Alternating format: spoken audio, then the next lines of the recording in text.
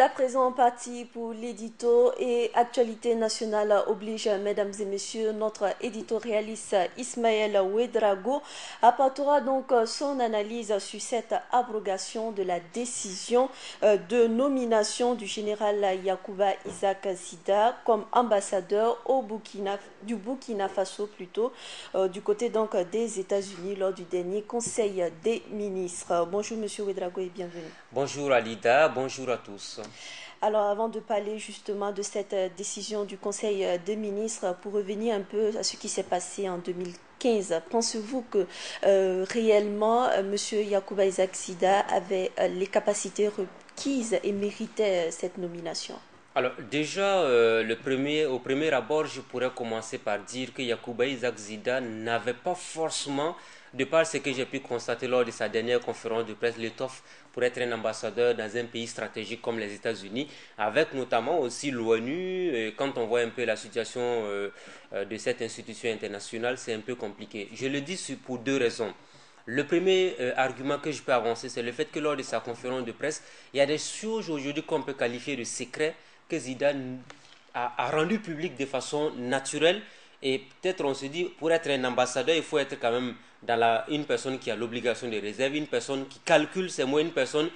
Il y a des choses qu'on ne rend pas publiques aussi facilement. Quand il prend par exemple l'histoire de son amitié avec Guillaume Soro, quand il dit publiquement au cours d'une conférence de presse bilan de la gestion de la transition, oui, Guillaume Soro était un ami à moi, nous avons combattu ensemble le régime xénophobe de Laurent Gbagbo. Alors on s'est systématiquement demandé, mais où lui il était quand ils étaient en train de combattre Guillaume Soro? Ça veut dire qu'il était au niveau de l'ex-régiment de sécurité présidentielle, mais en son temps, vous savez que Laurent Gbagbo est jugé aujourd'hui à la Cour pénale internationale.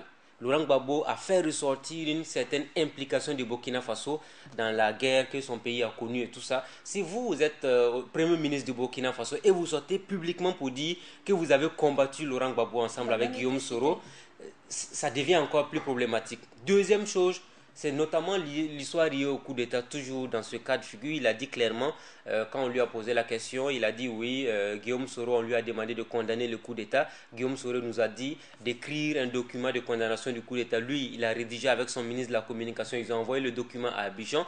Guillaume Soro l'a récupéré. Après, lui s'est rendu compte que Guillaume Soro avait menti parce que lui, il avait eu le président Ouattara, et ainsi de suite. C'est des petites choses.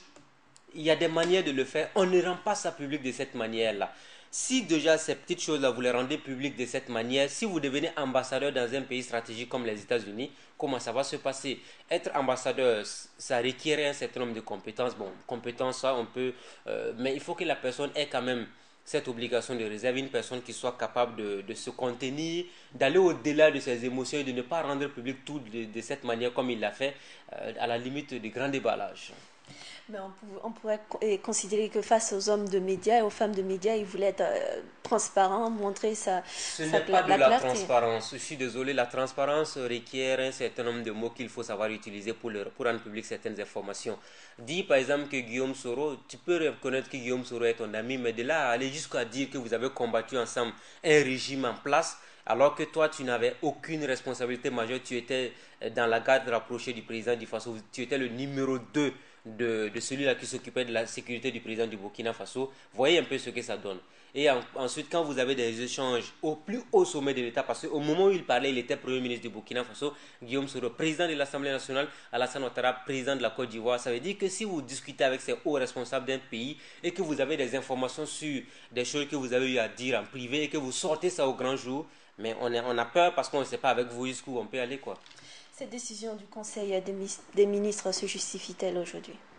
Alors, elle se justifie, mais je trouve qu'aujourd'hui que le Conseil des ministres est tellement lent dans ses décisions. Pourquoi je le dis? Le gouvernement actuel ne bouge pas beaucoup. Il ne fallait pas attendre aujourd'hui que la presse ébruite l'affaire. Vous avez vu un peu, c'est par la presse qu'on a appris systématiquement que Zida a été nommé ambassadeur. La décision date du 22 décembre 2015. Zida a fait sa dernière conférence de presse le 27 décembre où il disait lui-même qu'il fallait que le nouveau pouvoir arrive, que le nouveau pouvoir prenne les décisions importantes en ce qui concerne cette décision-là. Mais pourquoi est-ce que le président Roch Christian Kaboré, quand il est arrivé aux affaires, il n'a pas abrogé toutes les décisions qui ont été prises sous la transition? Il aurait pu le faire en tant que chef de l'État. Il aurait pu dire, à partir de maintenant, je suspends toutes les décisions qui ont été prises par le gouvernement de la transition. Je me donne le temps d'examiner pour voir quelles sont les décisions qui sont bonnes, quelles sont celles qui ne sont pas bonnes avant de prendre les actes importants. Je le dis pourquoi? Parce que quand vous regardez les 3 premiers mois de la gestion du pouvoir de Rochmark Christian Kaboré, on a l'impression que c'est un gouvernement qui n'est pas du tout pressé. On a l'impression que c'est un gouvernement qui se dit qu'on a tout le temps de faire tout ce qu'on veut. On va aller progressivement, mais la population a besoin qu'on travaille. C'est la même chose que ce qu'on a constaté avec la Sonature. Vous avez vu un peu, le nom des idées a été cité dans des histoires de parcelles. La Sonature est sortie pour faire un communiqué laconique pour expliquer, un communiqué qui n'aura convaincu personne. Et paf, hier dans le Conseil des ministres, on enlève le DG de la Sonature. Mais est-ce que le gouvernement de Paul Kabatieva va rester là, inactif, toujours attendre qu'on dise par exemple que Alida Tapsoba aurait pu être nommée DG de la Sonabel pour qu'on sorte pour dire, oui, comme c'est elle qui a été pressentie pour être nommée DG quelque part, ah non, on va sortir pour démentir ou même pour confirmer. Il y a beaucoup de DG, par exemple, qui sont dans l'administration publique, qui attendent. Il y en a qui savent pertinemment qu'ils vont être enlevés. Mais comme on ne les enlève pas, peut-être qu'ils vont commencer à faire comme ce qu'on a pu voir avec le journal officiel du Faso. Ils vont sortir pour dire qu'on m'a confirmé dans son poste, pour que le gouvernement sorte pour dire non, il n'a pas été confirmé et on va nommer de nouvelles personnes. Mais à cette allure, on a l'impression qu'on est dans l'improvisation. Et ce qui est dangereux dans cette manière de gérer le pouvoir d'État, c'est que s'il y a une première crise sociale qui voit le jour, le gouvernement va se mettre tout de suite dans les mesures d'urgence. En ce moment, ce qui est appelé programme politique sur lequel a été voté Rochmark Christian Kaboré ne pourra pas être appliqué à 100%. Monsieur Ouedraogo, êtes-vous en train de dire, si on va prendre l'exemple par exemple d'École Ouégo et ce qui vient d'arriver pour cette nomination, que ce gouvernement actuel prend des décisions sous la pression? Le gouvernement actuel ne bouge pas beaucoup. Malheureusement, il faut le dire, parce que 3 mois après, si vous avez des responsables dans certaines administrations que vous devez faire changer, on a même dit à un moment donné, c'est paru dans la presse aussi, qu'il y a une circulaire qui a été envoyée à tous les ministères parce qu'il y a des DG qui doivent être enlevés. Mais ces DG-là, ils sont là. Il y en a qui savent pertinemment qu'ils ne seront plus DG. Mais comme on ne les enlève pas, ils se demandent mais où je vais aller. Alors, je commence à prendre des décisions. Il y en a même qui ont commencé à parler de leurs ambitions pour 2016. Il y en a qui ont commencé à tenir des ateliers. Il y en a qui ont commencé à organiser des rencontres et tout ça. Mais ils ne savent pas jusqu'où jusqu'à quand ils seront à leur poste. Mais quand vous dites aujourd'hui des mesures d'urgence, à part l'histoire des corps parce que malheureusement, ce qu'il faut savoir aussi, là où peut-être on peut leur accorder un peu de faveur dans ce gouvernement-là, c'est le fait que quand ils sont arrivés, ils n'ont même pas eu le temps de s'installer que le Burkina a été frappé par une attaque terroriste. Donc du coup, il a fallu faire rapidement face à cette situation inédite dans l'histoire de notre pays. Il a fallu trouver les solutions. Ensuite, après cette attaque terroriste, vous avez des enlèvements de personnes. Djibo, après Djibo, voilà, il y a eu tellement de choses sécuritaires qui se sont produites. Malheureusement, au-delà de toutes ces questions, vous avez les corps qui sont venus encore davantage pourrir l'atmosphère politique au Burkina Faso. Conséquence, on est dans le tâtonnement et tous les jours que Dieu fait, on est en train de discuter des corps alors que la situation économique du pays est catastrophique. Ces jeunes qui se sont insurgés, le gouvernement veut créer 4200 postes d'enseignants pour les élèves, les enseignants des CEG, conseils d'enseignement général, parce que les 4200 postes à pourvoir sont uniquement destinés à ceux qui vont donner des cours dans les lycées. Voilà, de CEG plutôt, la classe de 6e en 3e, bac plus 2. Bon, c'est vrai que les enseignants se sont plaints, c'est parce qu'ils n'avaient pas bien lu la décision, parce qu'ils ne sont même pas concernés. Maintenant, la réalité des choses est qu'on a l'histoire des CEG, 4200 postes. Au niveau également des agents communautaires, on va recruter 8000, enfin c'est ça, non, 16 000 environ pour 5 ans. Mais quand vous faites le point, on a 8900 villages. Il faut multiplier ça par 2 pour voir ce que ça va donner, environ 17 000, environ 20 000 postes. Mais quand on va plus loin, on se rend compte que c'est une goutte d'eau dans la mer parce que le gouvernement ne peut pas créer de l'emploi pour les citoyens. Ça, c'est impossible.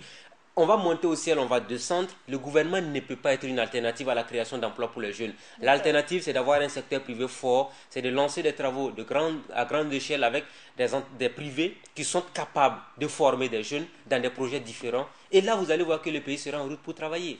Alors, M. Ouedraogo, on ne dira pas aujourd'hui que le journal officiel du Faso a été piraté, mais il est remis en cause l'impact sur cette confiance qu'on a déjà de ce journal-là. Alors, si vous avez écouté le ministre de la Communication, porte-parole du gouvernement, il a clairement dit qu'il y a une enquête qui va être diligentée. En tout cas, rapidement, le journal officiel du Faso, il y a 2 personnes qui ont été débarquées. Il y a 2 personnes qui ont été limogées suite à cette publication de la décision. Ce qui est écœurant dans tout ce qu'on dit aujourd'hui, c'est le fait que le gouvernement était assis tranquillement, qui attendait, alors que le gouvernement savait cette décision-là. Et on attend que la presse commence à en parler et on sort en conseil des ministres, on prend un décret. La Sonature, on commence à parler de deals de parcelles, des parcelles qui ont été vendues à vil prix. On sort, on chasse le DG de la Sonature. Est-ce qu'il va falloir que les autres DG fassent la même chose pour commencer à dire j'ai été confirmé à mon poste et puis on va sortir encore pour dire non, personne n'a été confirmé, on va changer tous les DG. Il y a un peu de l'amateurisme. Il serait bien que le gouvernement se réveille pour travailler parce que on ne peut pas continuer à travailler de cette manière. À la limite, à un moment donné, le pays ne travaille pas, l'administration ne bouge pas. Les DG qui sont là ne peuvent pas prendre des décisions fortes. Il y a des gens qui sont assis, qui attendent les nouveaux DG pour commencer à travailler.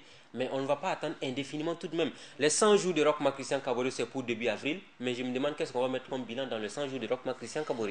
Alors, on se demande également où est Yacouba Isaac Zida aujourd'hui et selon vous, Monsieur Ouedraogo, les conséquences d'une telle décision sur le plan sociopolitique de notre pays. Ben, Yacouba Isaac Zida, aux dernières nouvelles, hein, quand on s'en tient au dernier numéro du journal Courrier Confidentiel, Zida serait donc actuellement du côté du Canada, en train de se la couler douce pour se reposer et récupérer de toutes ces péripéties, de toutes ces fatigues liées à la gestion du pouvoir d'État, parce que ce ne fut pas non plus un long fleuve tranquille. Avec son grade de général. Oui, général de division. J'ai comme l'impression que tout ce qui tient Zida représente la division. Il aurait même dû prendre peut-être un général de brigade, mais division pour dire qu'il divise davantage l'opinion. Alors, revenons donc sur le cas Zida. Peut-être qu'il y a eu de la manipulation dans le journal officiel du Faso. J'ai dit bien peut-être, je parle naturellement au conditionnel, mais il se trouve aujourd'hui que peut-être Zida même a été complice de quelque chose, parce qu'il aurait voulu savoir oui ou non je vais à Washington ou pas. Ils sont arrivés, ça fait 3 mois, on ne me dit rien, rien ne bouge. Peut-être qu'à travers le journal officiel, voilà que les choses ont été éclaircies. Maintenant, on sait où poser le pied.